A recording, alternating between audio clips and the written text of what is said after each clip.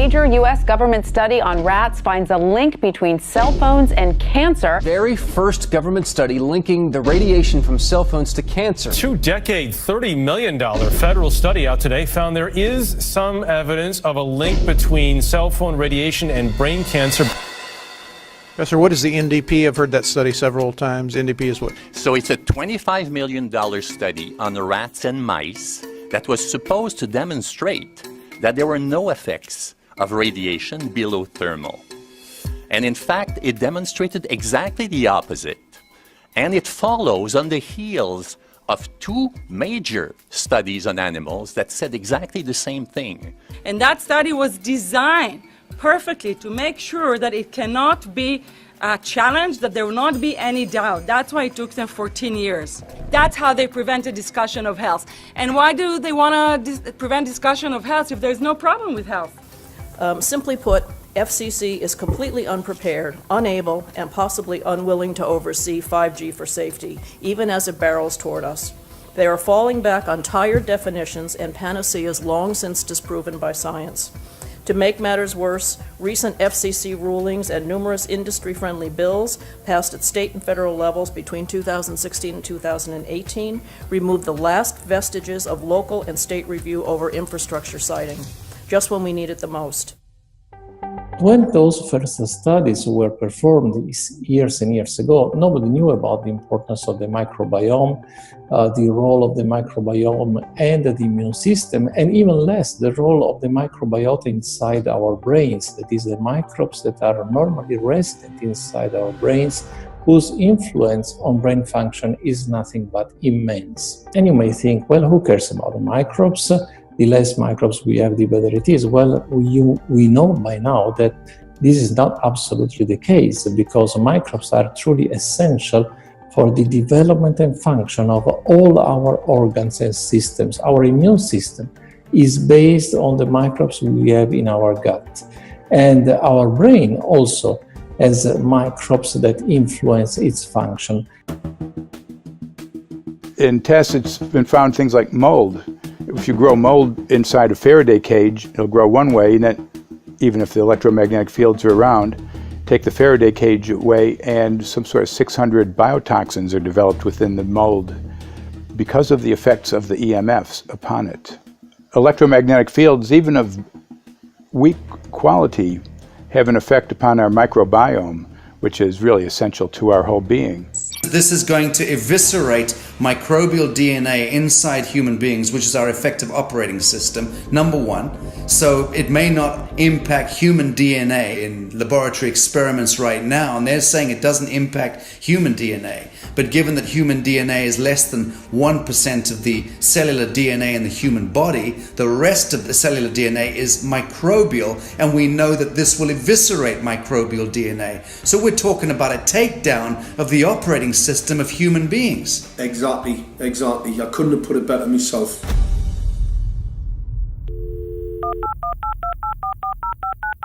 John Brandt. Good morning, Mr. Brandt. Wow, this is Amanda from Virginia. Hi, how are you? Hi, I've been trying to get a hold of you for months now. You guys are covering up chemtrails. No, we are not covering up. We have no reason to cover up chemtrails. Of course, you have every reason to cover it up.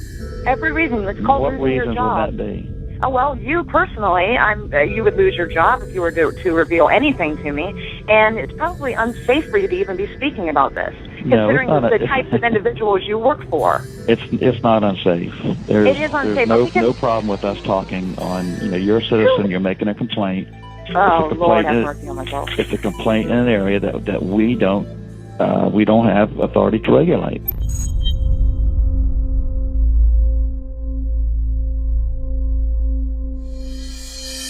So the connection between chemtrails and 5G. It's all interconnected. The metallized particulates, that would allow the 5G phased array, so basically the radar, it would allow it to be able to identify you, so it can watch you, it can identify you in your own home 24 hours a day, 7 days a week. For the last X amount of years, we've been through chemtrailing, and that is now the cat is out of the box. We've had these nanoparticulates raining down on humanity for years now, impregnating our bodies, by best accounts staying inside our bodies. Those nanoparticulates, what you're saying, are building up a kind of a phosphorescence glow capability so that we can be flagged up in our homes, behind concrete and steel, inside bunkers, in the basement, doesn't matter where you are. The 5G will be able to now triangulate, map and read you because you as a living being are impregnated with these nanoparticulates which are acting as a kind of transmission and reception technology. It's exactly, absolutely exactly. You have to consider that DNA also works as a fractal antenna, which is able to send and receive and also to process signals under the form of radio frequencies. Well, then there is no doubt that artificial radio frequencies such as those of cell towers, and in particular these new types of towers that have a much higher density of signals, they may somehow interfere with the ability of DNA to retain and transmit biological signals. So this is one level of danger that very few biologists are aware of. How much effort was put forward to address this, what most of these people are, or many of these people are here for, which are the health concerns? Was there any dialogue back and forth? Was there any working? Was there many studies evaluated to look at regarding this area? Maybe not every person that has concerns on the legislation was brought to the table. Okay, so from your perspective, you feel that there was a legitimate amount of time to evaluate the data that the opposition would have on this? Absolutely, and I wouldn't put forth something that I didn't believe in. And I'll tell you, as I mentioned earlier, and it's been commented several times amongst the panel here, this is truly an economic development issue. Our 3-year-old, again at home, is outraged when we pull out the driveway and he's not able to access Wi-Fi.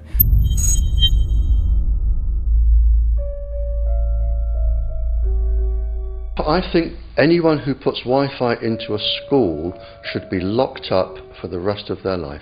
I really do. I think they're not fit to walk on the surface of this planet because they haven't looked at the research, and whatever incentive they have, it is not worth the genetic problems that parents are going to face with their children when they're born.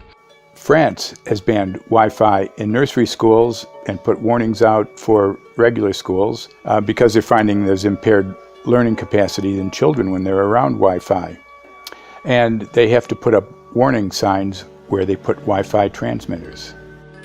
When I got sick and I learned that they're putting Wi-Fi in the schools in Israel, I was very sick at the time, but I could not tolerate the thought that children in the schools will become as sick as I have. And after a few months of correspondence, I submitted a Supreme Court case in Israel to ban the use of Wi-Fi in the schools and replace them with wired network.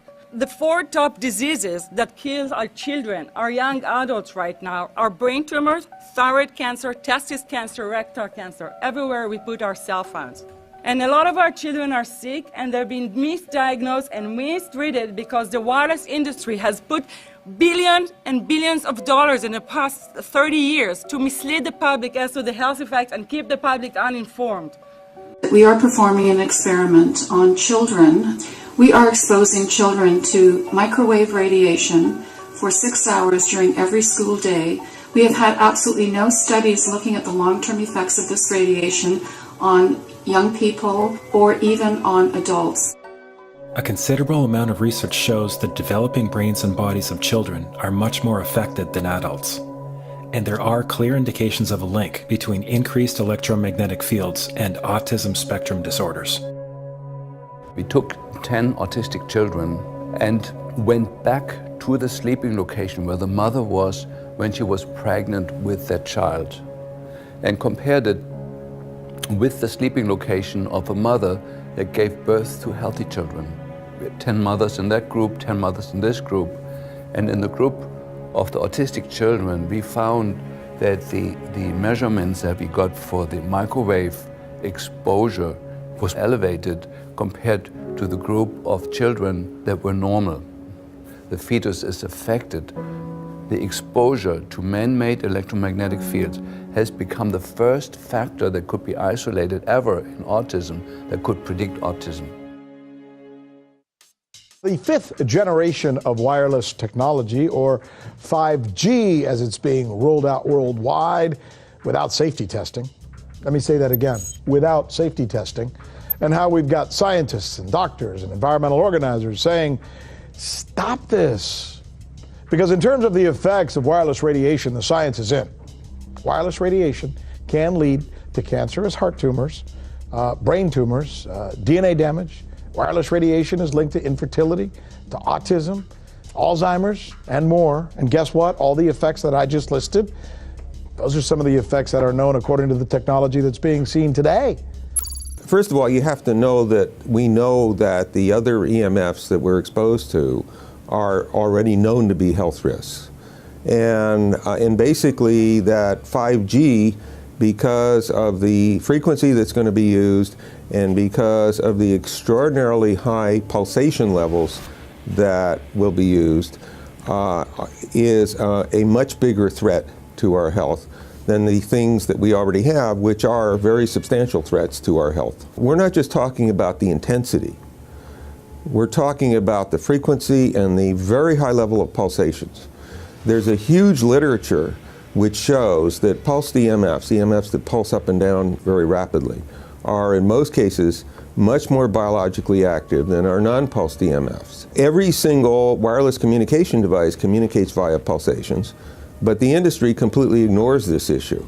The problem with 5G is that they're planning to put out tens of millions of these antennae all over the place without doing one single biological safety test. Are you implying possibly that we, the consumers, are the guinea pigs since they haven't really done tests to see the effects in a smaller setting? I mean, that's not an implication, it's a statement. We are, yes. Cancer is not the main concern that I have. I'm really concerned about sperm count and about effects on